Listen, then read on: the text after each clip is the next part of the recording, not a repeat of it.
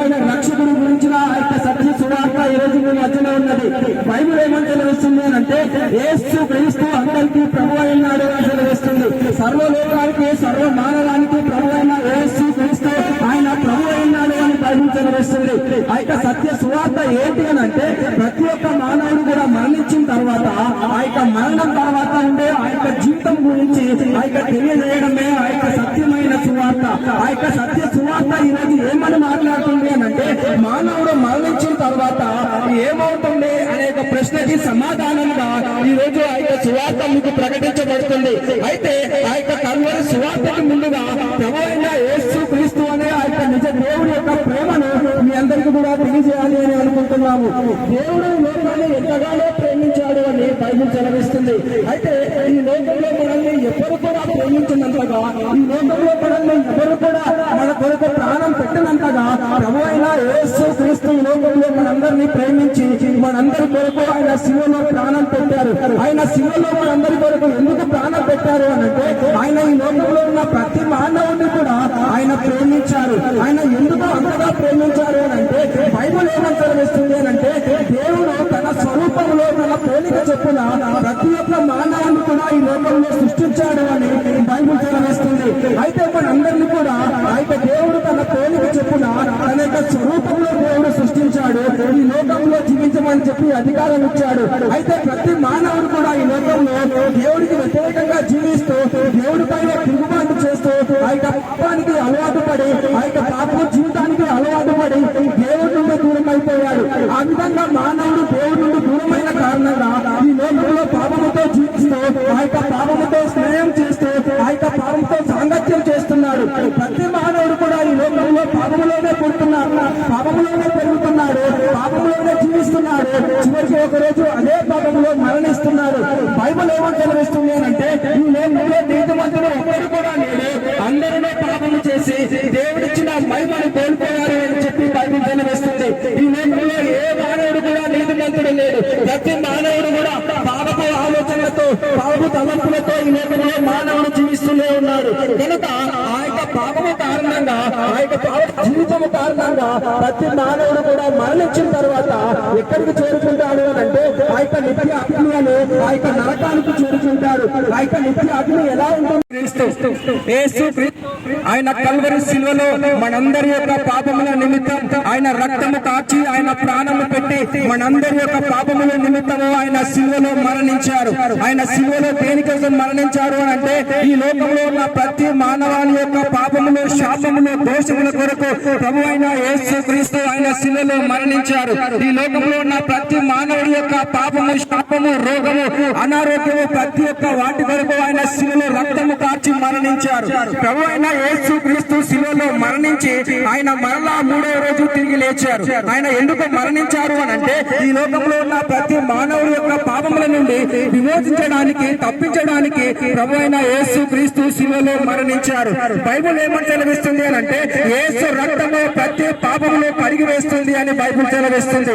ఈ లోకంలో ప్రతి మానవుడి యొక్క పాపము క్షమించబడాలి అని అంటే ఆ యొక్క పాపము పోవాలి అని అంటే యేసు రక్తము మాత్రమే పరిష్కారం అయి ఉన్నది. ఆ యొక్క యేసు రక్తము నీ నా పాపములను ఈ రోజు క్షమించడానికి ఈ రోజు సిద్ధంగా ఉన్నది. కనుక ఎవరైతే ప్రభు అయిన యేసు క్రీస్తు యొద్దకు వచ్చి వారి యొక్క పాపములను ఒప్పుకుంటారో వారి యొక్క పాపముల నుండి క్షమించడానికి యేసు యొక్క రక్తము ఈ రోజు సిద్ధంగా ఉన్నది.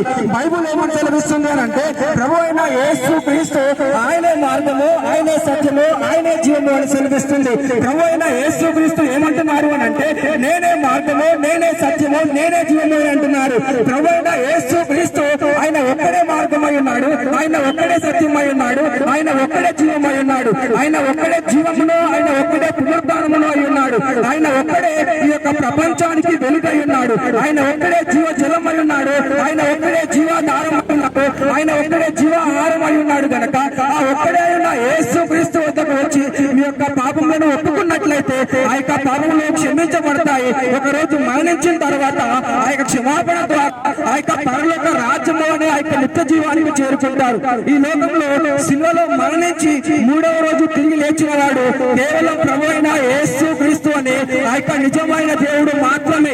ఎందుకంటే ఈ లోకంలో ప్రతి ఒక్కరు మరణిస్తాడు కానీ ఎవడు కూడా తిరిగి లెగడు. కానీ కేవలం ప్రభు ఆయన మరణించి 3వ రోజు తిరిగి లేచి ఆయన మరణానికి సవాలు విసిరాడు. ఓ మరణమా నీ ముళ్ళెక్కడ, ఓ మరణమా నీ విజయం ఎక్కడ అని మరణానికి సవాలు విసిరి ఆయన మరణాన్ని గెలిచి తిరిగి లేచాడు. ఎవరైతే ప్రభువైన యేసు క్రీస్తు యందు విశ్వాసం ఉంచుతారో వారు కూడా మరణించిన తర్వాత ఒకరోజు ప్రభువైన యేసు క్రీస్తు వరే తిరిగి లేచి ఆ యొక్క పరలోక రాజ్యానికి చేరుకుంటారు.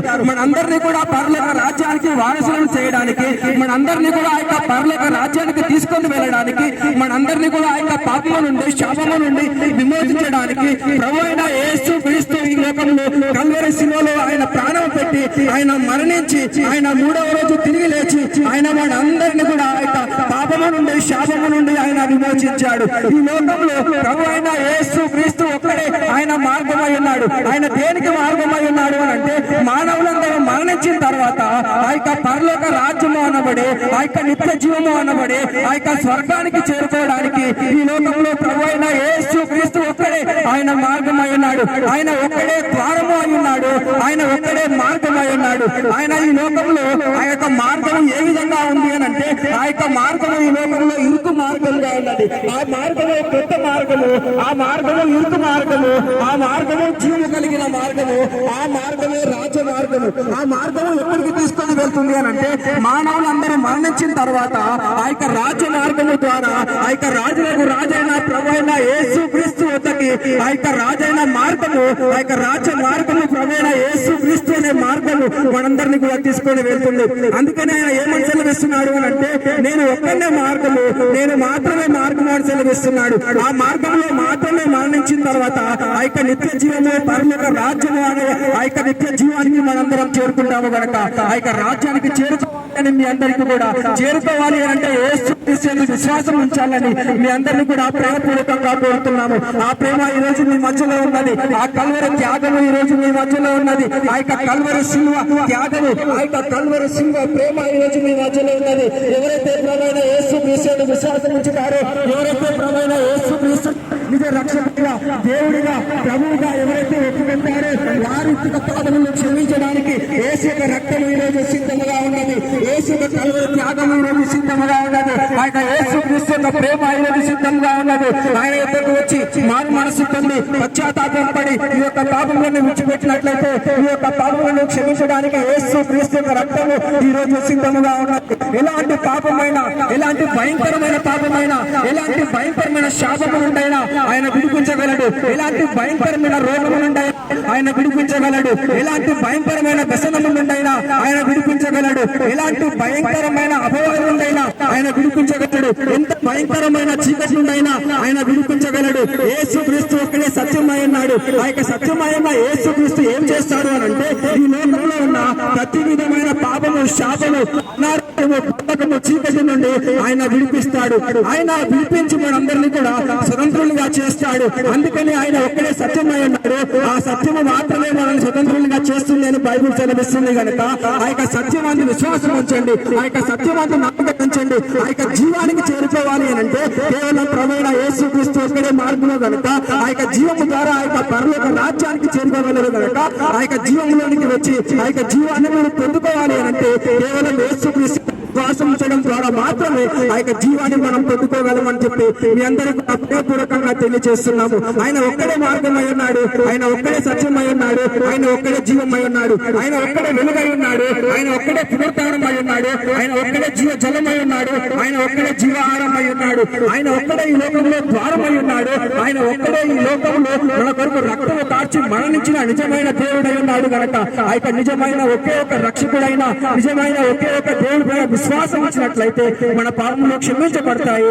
మనందరికీ కూడా నిత్య జీవం వస్తుంది అని చెప్పి మీ అందరినీ కూడా కోరుకుంటున్నాము. కనుక ఎలాంటి పాపానైనా ఆయన క్షమించగలడు. ఎలాంటి దోషాలైనా ఆయన క్షమించగలడు. ఎలాంటి పాపం అయినా సరే ఈ రోజు ఆయన ప్రేమ నిన్ను పిలుస్తుంది. ఎలాంటి పాపం అయినా సరే ఆయన ప్రేమ ఈ రోజు మీతో మాట్లాడుతుంది. ఈ యొక్క స్వరము మిమ్మల్ని తాకుతుంది అని అంటే ఆయన ప్రేమ ఈ రోజు మీ మధ్యలో ఉన్నది. ఈ రోజు ఆ ప్రేమ గురించి మీకు ప్రకటిస్తున్నాము అని అంటే ఆయన స్వరము మిమ్మల్ని తాకమని చెప్పి మమ్మల్ని పంపించింది. ఆయన పిల్లలుగా ఈ యొక్క విషయాన్ని మీకు చెబుతున్నాము అని అంటే మీ పైన ఉన్న ప్రేమ కారణంగానే ఆ యొక్క ప్రేమ ఈ రోజు మిమ్మల్ని పిలుస్తుంది. ఆ యొక్క ప్రేమ ఈ రోజు మిమ్మల్ని ఆహ్వానిస్తుంది. ఆయన వద్దకు వచ్చి మారు మనసు పొంది పశ్చాత్తాపం పడి మారు మనసు పొంది పాప క్షమాపణ పొంది నిత్య జీవానికి వారసులు అవ్వాలని తెలియజేస్తున్నాము. మరి ఆయనను ఎలా నమ్మాలి, ఆయనను ఎలా తెలుసుకోవాలి అని అంటే ఎక్కడెక్కడికి వెళ్ళాల్సిన అవసరం లేదు. కేవలం మీ హృదయంలో విశ్వాసం ఉంచి నోటితో యేసు క్రీస్తుని ప్రభు అని ఒప్పుకుంటే చాలు, ఆయన నీ హృదయంలోనికి వచ్చి గొప్ప కార్యం చేస్తాడని బైబిల్ చదివిస్తుంది. కనుక కేవలం మీ హృదయంలో విశ్వాసం ఉంచి నీ నోటితో యేసు క్రీస్తుని ప్రభు అని ఒప్పుకోమని మీ అందరూ కూడా ప్రేమపూర్వకంగా విన్నవిస్తున్నాము. ఈ మాట మీరందరూ కూడా దీనికి ఆశీర్వదించబడాలని, యేసు క్రీస్తుని ప్రభు అంగీకరించి నమ్ముకొని తెలుసుకొని రక్షించబడాలని మీ అందరూ కూడా ప్రేమపూర్వకంగా కోరుతున్నాము. ఆమేన్.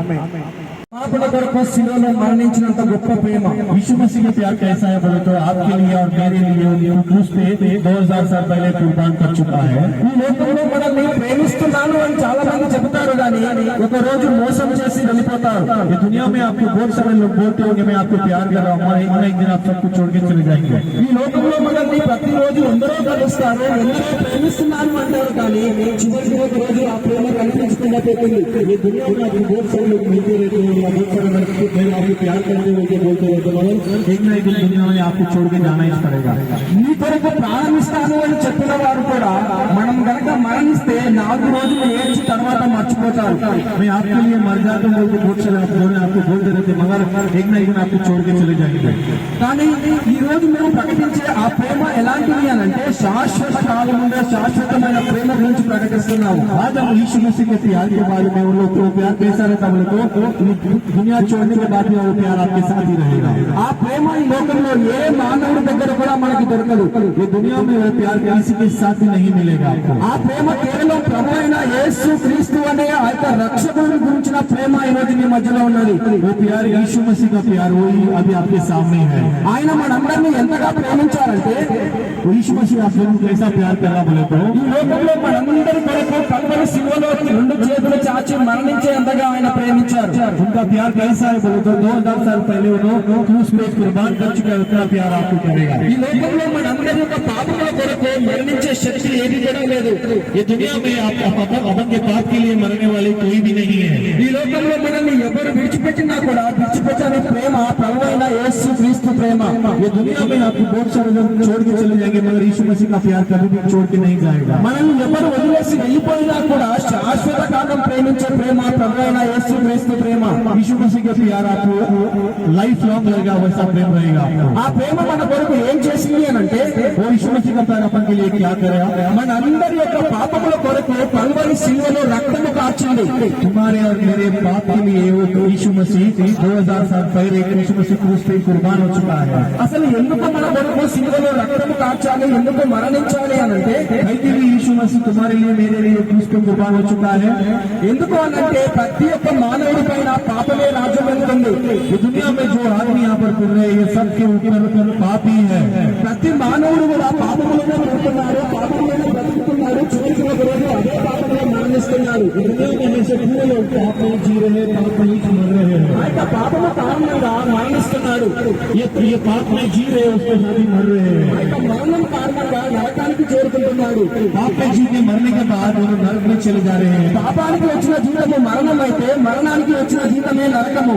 पाप में जी के मर रहे हैं, वो पाप में नरक जा रहे हैं. కానీ ప్రభు అయిన యేసు క్రీస్తు అనే ఆ యొక్క నిజ దేవుడు మానవులను సృష్టించినప్పుడు మరణం లేకుండానే సృష్టించారు. जब यीशु मसीह आप लोग अपन को क्रिएट करे थे, यीशु मसीह मरण ही नहीं है, उसका क्रिएट कर चुका है. కానీ మానవులపైకి పాపం మరణం ఎలా వచ్చింది అని అంటే పాపం కారణంగా వచ్చింది.